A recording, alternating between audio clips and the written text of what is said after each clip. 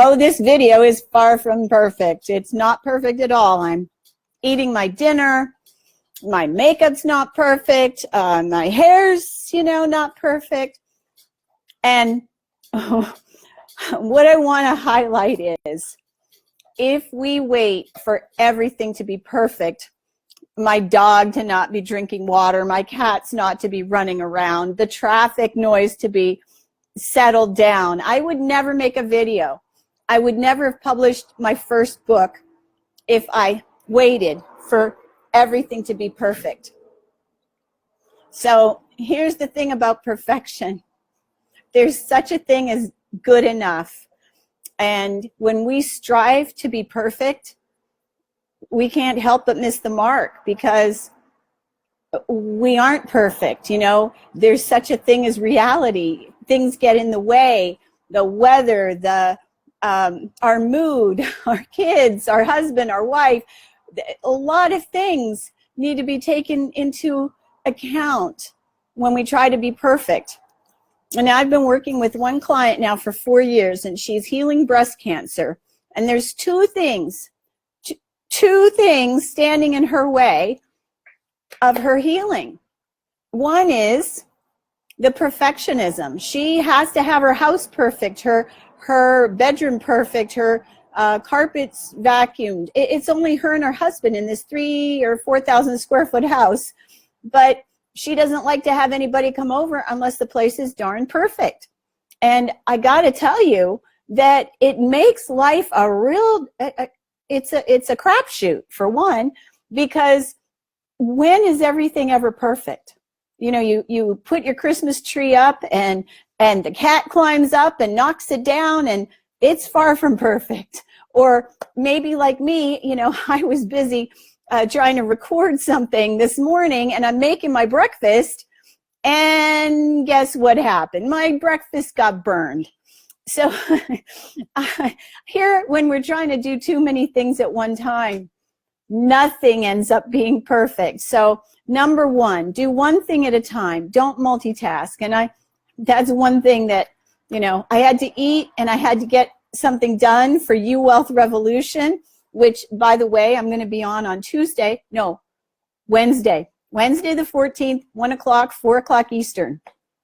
So perfection, if you have a book to write, if you have animals, if you, maybe you won't get animals because you want your house to be perfect. Well, you're missing out. Oh, thanks, Helen. She says, oh, this video is perfect.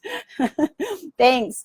So I have a house full of animals, and it's really hard for my house to stay clean and tidy. I can vacuum tomorrow, vacuum yesterday, and then the next day there's hair everywhere. So there's a lot of different things that we miss out on when we're trying to be perfect, like a lot of joy. There's so many things that we can do. And like, for example, when I dance, I am not a dancer. I'm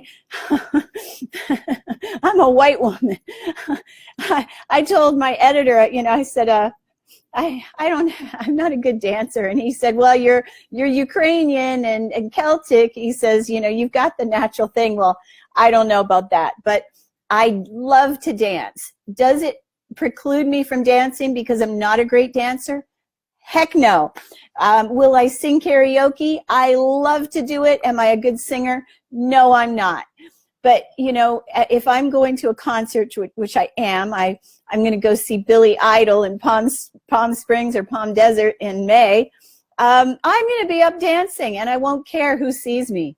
So perfectionism will stop you from joy. Perfectionism will get in the way of you writing your book or releasing your book. Perfectionism will stop you from horseback riding because, I'm not a great rider. Perfectionism will stop you from dancing. And you know what?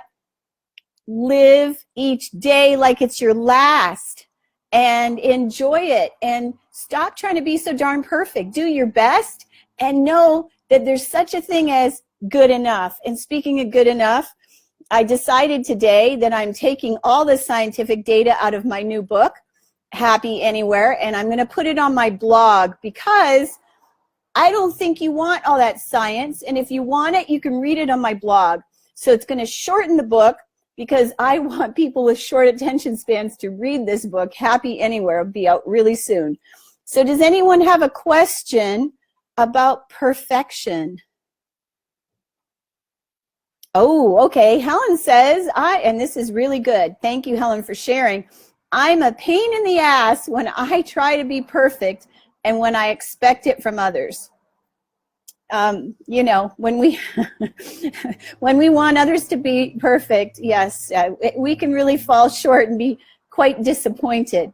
So speaking of dinner, mine is cooking, and I've got to go shoot another video, and I have to polish off this audio that I'm doing for You Wealth Revolution. So, oh, and by the way, I don't have a perfect tan, but I am exposing my bare skin here.